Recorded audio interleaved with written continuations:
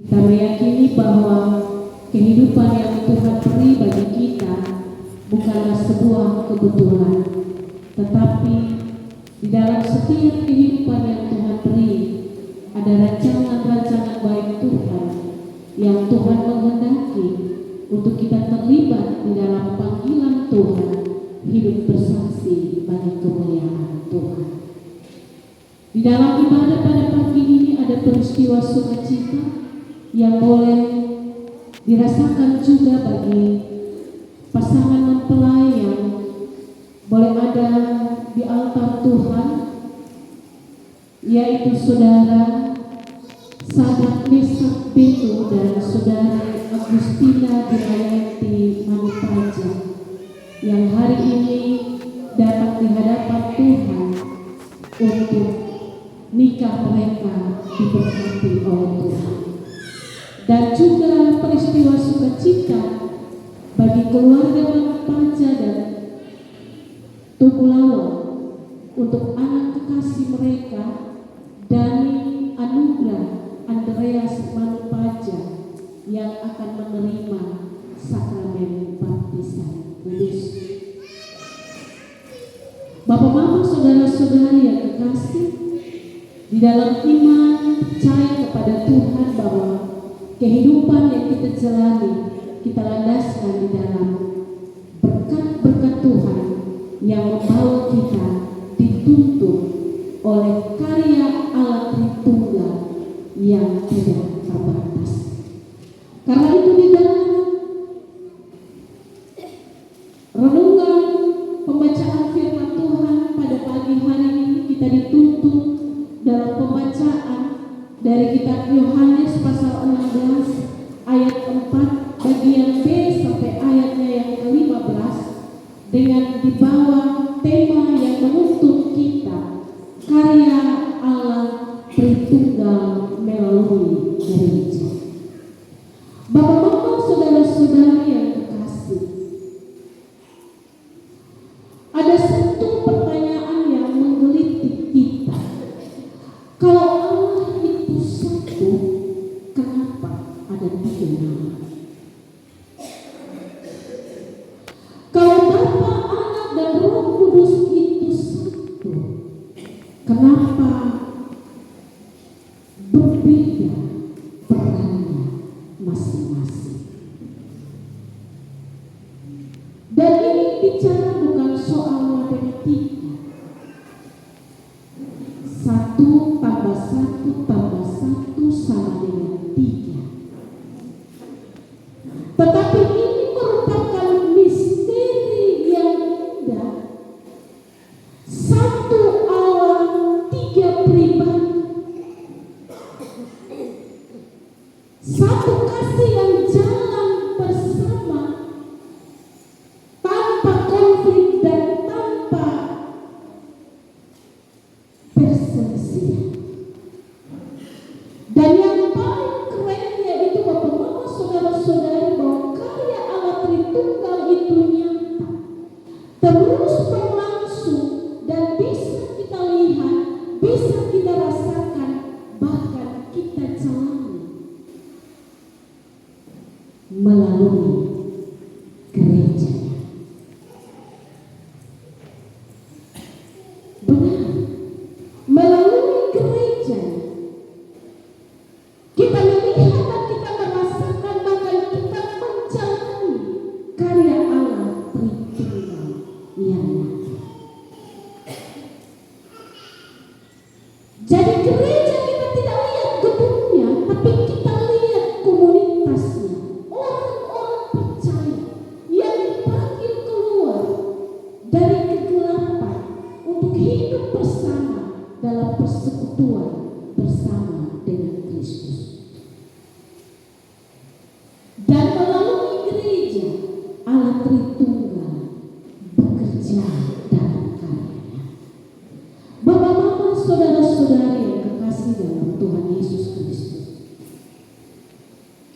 ketika kita berdoa menyapa Allah sebagai Bapa, kita akrab dengan sebutan itu karena doa Bapa kami yang diajarkan Yesus kepada kepada murid-muridnya dimulai dengan sapaan Bapa kami di surga. Tidak ada yang asing bagi kita. Allah sebagai Bapa yang dekat dengan kita. Dan kita juga bisa menyapa Allah sebagai Ibu yang memelihara kita dengan cinta kasih. Menyapa Allah sebagai Ibu yang merawat dan menolong kita. Memiliki hubungan yang dekat dengan Allah. Kita memuji namanya, kita memohon pengampunan daripadanya, kita memohon berkat makan dan minum atasnya, kita dijauhkan dari segala pencobaan, kita dilepaskan dari segala bencana. Allah sebagai Bapa yang disapa sebagai pencipta segala sesuatu di langit maupun yang di bumi, pencipta yang berkuasa melalui firman-Nya. Dia menciptakan, dia menjadikan laki-laki dan perempuan serupa dengannya, imago Dei, segambar dengan rupa Allah. Dan dia juga yang menetapkan kalau tidak baik manusia itu seorang diri saja. Sebagai Allah yang mencipta, dia menciptakan semua ciptaannya dan dia katakan semuanya baik.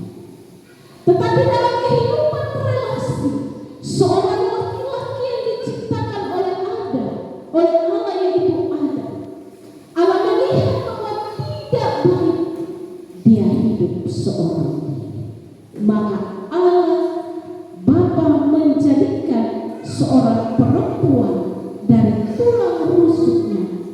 Perempuan dijadikan dari tulang rusuk laki-laki dan menjadikan keduanya menjadi pasangan yang sepadan. Allah sebagai Bapa yang merancangkan kehidupan bersama seorang laki-laki dan seorang perempuan sebagai suami dan istri dalam lembaga pernikahan. Allah berinisiatif menetapkan lembaga pernikahan bagi seorang laki-laki dan seorang perempuan dalam hidup bersama.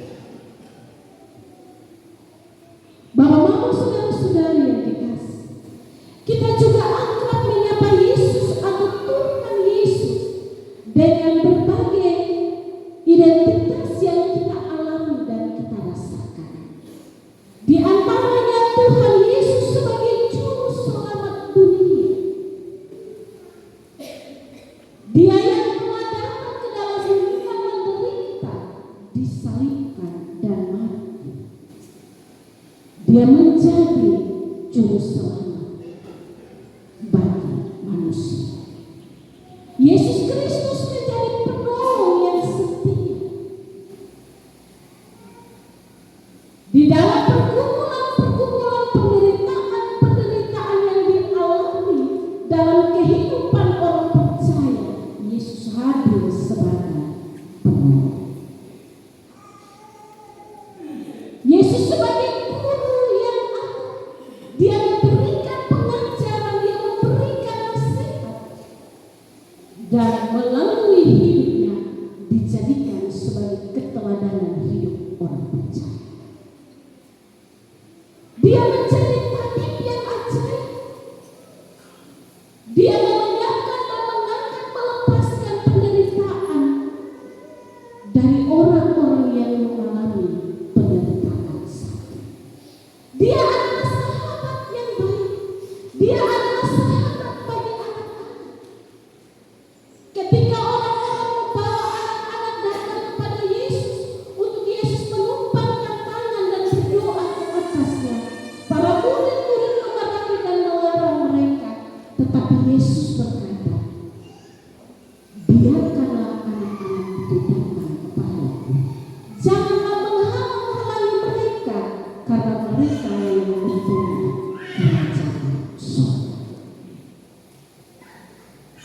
Bapak-bapak, saudara-saudari yang dikasihi, kita juga mengakhiri sebuah doa dengan menyatakan di dalam nama Yesus Kristus, Tuhan dan Juru Selamat kami. Sebutan yang akrab yang perlu keyakinan iman yang teguh. Bagaimana dengan Roh Kudus? Apakah kita cukup akrab dengan menyembah Roh Kudus? Ya Roh Kudus, pulihkanlah hati kami. Ya Roh Kudus, tuntunlah kami ke jalan yang benar. Ya Roh Kudus, berbicaralah dalam hati batin kami, dan seterusnya. Kita juga kaya dengan sebutan Roh Kudus di dalam doa-doa kita. Kekayaan peran dan karya Roh Kudus juga diajarkan Yesus kepada murid-muridnya. Roh Kudus atau Roh kebenaran atau penghibur yang akan datang disampaikan Yesus menjelang penderitaannya, menjelang perpisahan dengan murid-muridnya. Dan hal ini disadari Yesus, sebab penderitaan itu kurang efektif ketika Yesus masih bersama-sama dengan murid-muridnya. Dan ketika Yesus hendak pergi kepada Dia yang mengutusnya, kembali kepada Dia yang mengutusnya, di saat itu Yesus menjanjikan Roh Kudus. Roh Kudus yang disapa sebagai Roh penghibur, Roh Kudus yang menginsafkan dunia akan dosa, kebenaran dan penghakiman. Dan Yesus mengurai lagi akan dosa, karena mereka tidak percaya kepadamu, kata Yesus, dan kebenaran. Dan aku pergi kepada Bapa, dan kamu tidak melihat aku lagi. Akan ada penghakiman karena penguasa dunia ini berada. Demikian Yesus menjanjikan karya Roh Kudus setelah Ia kembali kepada Bapa yang mengutusnya.